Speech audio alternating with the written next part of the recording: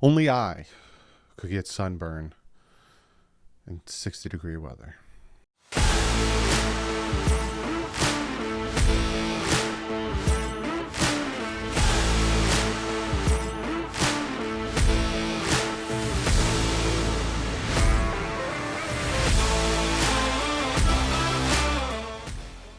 What is up, Finn fans? Yes. If you could tell, I got sunburn at the game. Just imagine if I actually lived in Florida. I'd probably burst into flames because I'm a vampire. I didn't tell you guys this. I'm actually 400 years old. I'm a vampire. That's why I have so much football knowledge. I have no football knowledge. But I looked, and yeah, I do deeper dives, into losses. And we're going to dive deeper into this loss against the New York Jets because there's a bunch of things I want to talk about. The concussion protocol, Mike McDaniel's presser, some little tidbit of news Barry Jackson came out with. But first, we're going to jump into a little more stats that I want to talk about. We'll jump into these stataroos. Now, again, first, I want to preference this. Before I get into the stats and all this stuff, the New York Jets beat the Miami Dolphins. There is no taking that away. They beat the Dolphins. Regardless if it was 40-17 or 19-17. The New York Jets beat the Miami Dolphins. I am not taking that away from the New York Jets, nor am I diminishing that from the New York Jets. What I'm going to do right now, so many people, and I'm hearing it not only from Jet fans, but I'm hearing it from some Dolphin fans, and I'm hearing it from the media. Not all the media. I was actually listening to 101.9 on the way home, and I forgot Kim on the radio was actually very smart in saying what she was saying about this game. So many people are saying that the Dolphins got dominated, blown out, all that stuff by the New York Jets. Because the final score, 40-17, is very misleading. Is incredibly misleading. Total yards. New York Jets 322, the Miami Dolphins 295. Only a difference of 27 yards. First downs. New York Jets 21, Miami Dolphins 19. Only a difference of 2. Time of possession. Miami Dolphins 29 minutes and 2 seconds. The New York Jets 30 minutes and 58 seconds. Only a difference 58 seconds. It wasn't until, they actually asked Mike McDaniel this. It wasn't until the missed field goal by Jason Sanders that the wheels fell off of the game. That happened missed field goal was it took about 2 minutes. It was right before the start of the fourth quarter. I think there was no time left. And then the fourth quarter started. Literally, for 3 quarters in the game, it was a very close, competitive game. At some point, like I said, there was Jet fans that were getting so mad that the Dolphins were coming back. One of them said the Dolphins are about to take the lead in the next minute. He was sitting next to me talking to the guy in front of him because when we got the pass interference call, the one guy in front of me and my dad were like, yes. He looked at us and said, "You're proud of that?" It's like, yeah, because it was a pass interference call. It wasn't a blowout. The fourth quarter, you guys took advantage of dumb things by the offense and scored your points. Until then, it wasn't, right? In my eyes, the Dolphins offense could do nothing in the fourth quarter. So say the Dolphins did nothing in the fourth quarter and they just kept punting the ball and their defense kept stopping the Jets, right? Because they only allowed Jets 2 touchdowns and the Jets only allowed the Dolphins 2 touchdowns. All of these touchdowns happened in the second quarter. It was touchdown in the second quarter. Other than that, it was 2 field goals by both teams and then the safety that was gifted to the Jets. That was a gift. Other than that, say that the Dolphins kept doing what they were doing and the Jets won 19-17, no one would be, oh, they got dominated. Because if you look, and again, this is where I'm coming at you with the information, the facts and everything. If you look at what the Dolphin defense did, drive by drive, up until the fourth quarter, the Jets punted. It was punt, punt, field goal, touchdown, punt, touchdown, turnover on downs, punt. That was up to the fourth quarter. A lot of punts, turnover on downs. You had your 2 touchdowns and your field goal. Other than that, it was punting and turnover on downs. And if you look at the Dolphins, right, their offense, which was not very great, safety, punt, punt, touchdown, interception, touchdown, field goal, punt, missed field goal, and then it was just fumble, turnover on downs, turnover on downs. And again, missed field goal, put you guys in short field, score the touchdown. Fumble, gave you guys the ball on the 5, touchdown. Turnover on downs, gave the Jets the ball on the 30, touchdown. So before that happened, it wasn't a blowout. So honestly, you can look at the score and say 40-17 looks like a blowout to me. If you watch the game, it wasn't a blowout. Not at all. And it's funny. We'll go to Mike McDaniel's presser, and I'll go to the question that they asked him on the missed field goal killing any momentum, whether it's correlation or causation. It doesn't matter. There's something that the team has to be aware of and the team has to address. Without a doubt, that's something I'm going to bring up, because when push comes to shove, there's so much time in the second half. Shoot, we missed the field goal. Let's make a stop. Let's do it again. I have a lot of faith in our field goal unit to make the long ones. Also, the offense got to do a better job of not making it so long. 100%, 100,000%. So again, it was a very close competitive game, especially with the Dolphins being decimated with the injuries, especially with the Jets having both of their tackles out.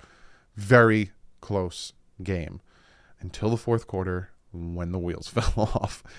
But let's go to, being that I'm talking about Mike McDaniel, let's go to his presser real quick. He talks about losing Teddy Bridgewater so quick. He says it's rough. But the whole team has confidence in Skylar. I think our team in general doesn't look at it like we're one man savior at any spot. It's a new set of circumstances of adversity so early.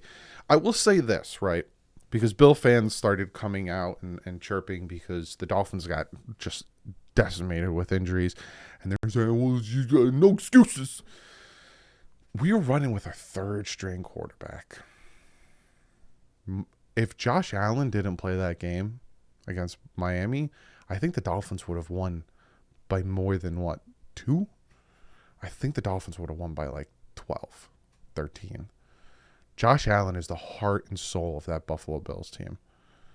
So if you guys were running with your 3rd string quarterback in that Dolphin Bills game and we put 40 on you, you would have said the same thing.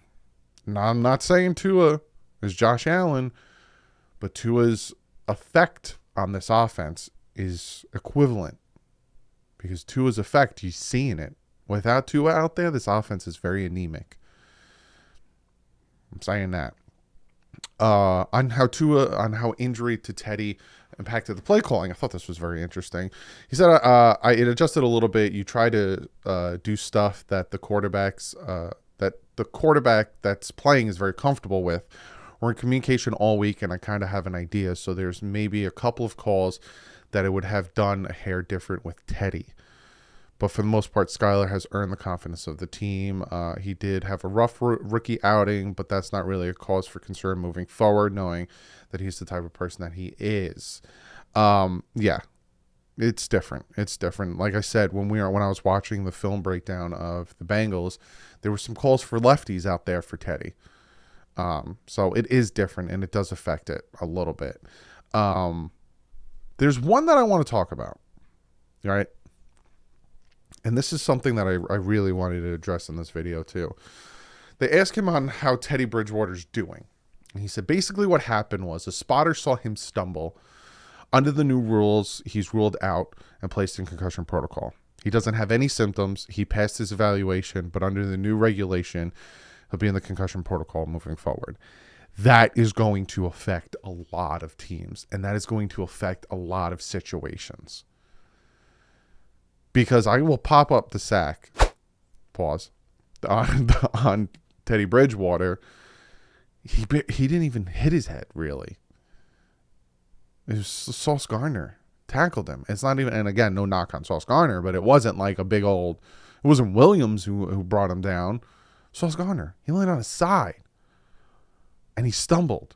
Like, God forbid it's a playoff game. It's whatever. Let's say Bills versus Chargers, and Josh Allen or Justin Herbert go to get up. They get sacked, kind of whack their head. They're fine because it wasn't a bad whack, and they go to get up, and their hand slips on a player's knee or slips on something, and they kind of stumble getting up. This spotter is going to see that, and he's going to be like, he stumbled getting up. He's out of the game. Concussion protocol. It's going to affect some games. I don't like this. I don't. Like, that he's instantly out without even, like, going through the symptoms. Like, they need to make the regulation a little bit better than just, oh, he stumbled. Like, they need to have a better sense of judgment on what the stumbling is. Like, Tua, when he hurt his back against the Bills, that stumble was so severe that it could be misplaced for a concussion. Plain and simple. I thought it was a concussion. Many people still think it was a concussion, even though, like, 3 different doctors said it wasn't. Like, there's a difference. And I didn't see Teddy get up. I don't think anyone saw Teddy get up. So we can't really say, like, what kind of stumble was it. But this is gonna change some things, that this spotter, whoever the spotter is. What if somebody got a little, I'm going to put my conspiracy theory hat on. What if somebody, like, gave the spotter an envelope? All of a sudden the spotter's like, I saw him stumble. Take him out. I know I'm being a little neurotic, but hello. Don't like that at all. I don't like that at all.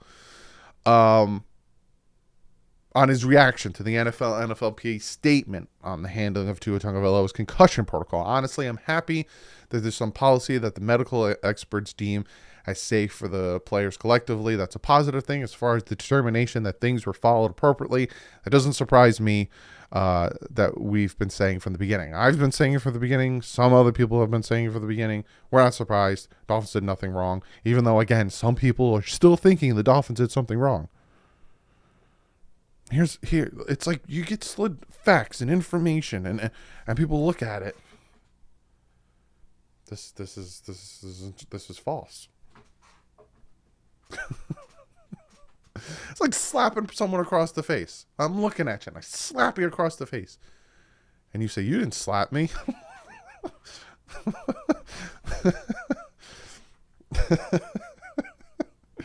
Talks about having 3 quarterbacks. He says it's going to be tricky because you don't want to leave things up to chance. It's possible to say the timeline of when someone is going to be cleared of protocol. The particular situation with the new rule changes yesterday is unique and slightly uncharted.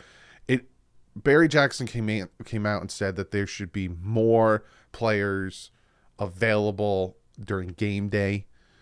I think it's like, I know it's not 53. It's a different number. Off the top of my head, I don't know it.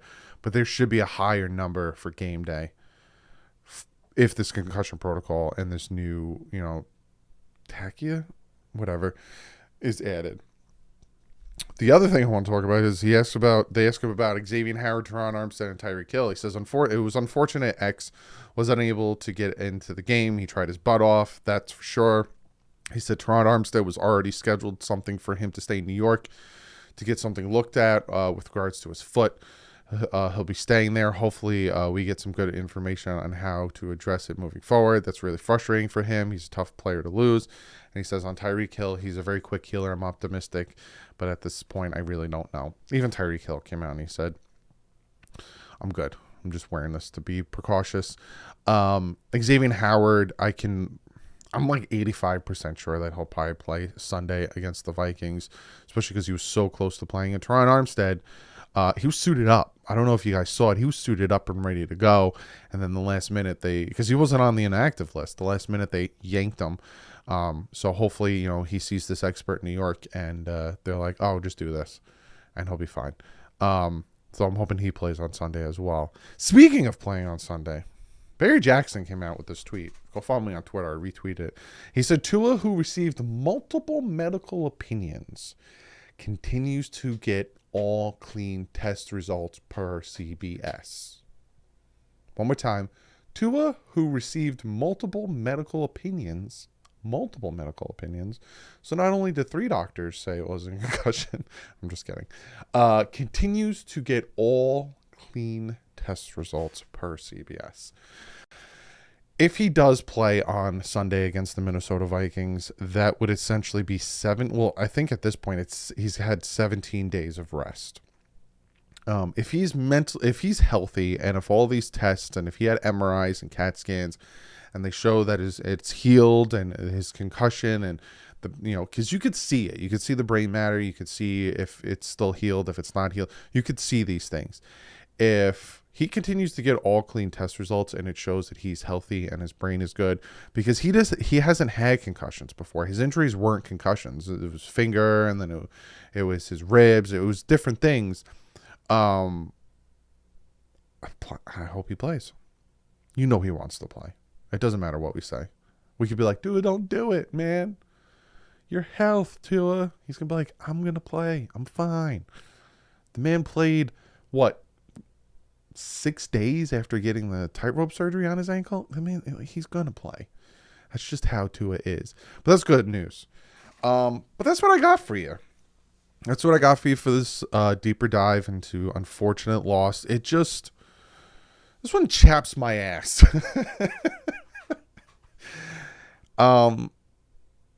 Because it's the same feeling, right? Because I'm recording this late. It's 1:40. It's a fun fact. I already recorded this, but my microphone wasn't plugged in. But it's the same feeling I have with the Bengals game. Because the defense did enough. The defense made the stops they needed to. Like I said to you guys, it was 3 quarters. For 3 quarters, it was a 2-point game. Well, not for full 3 quarters. At one point, it was 5, and then Dolphins scored a touchdown. Then it was 12 again. Then Dolphins scored a touchdown. Then we kicked a field goal. But I'm saying, for the most part, this was a very close game for 3 quarters. And then the wheels fell off. And one of the most accurate and clutch quarterbacks in the fourth quarter, look up the stats this year, is Tua Tagovailoa. And against the Bengals and against the Jets, we lost in the fourth quarter.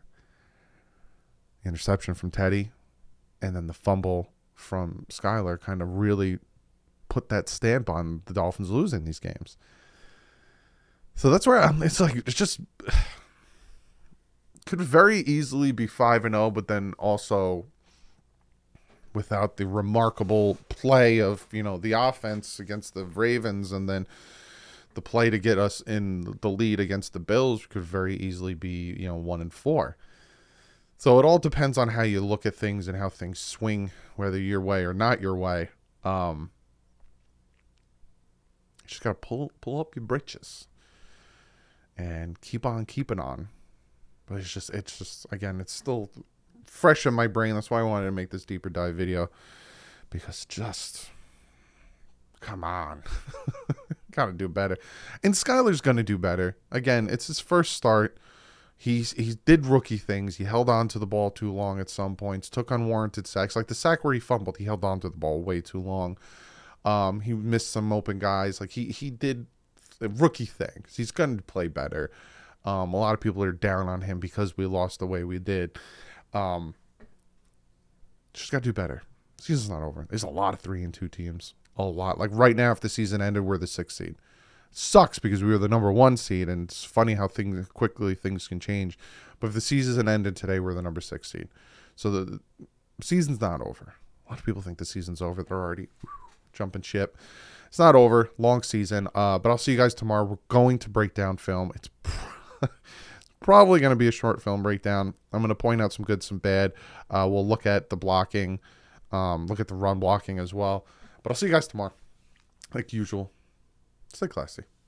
My friends out.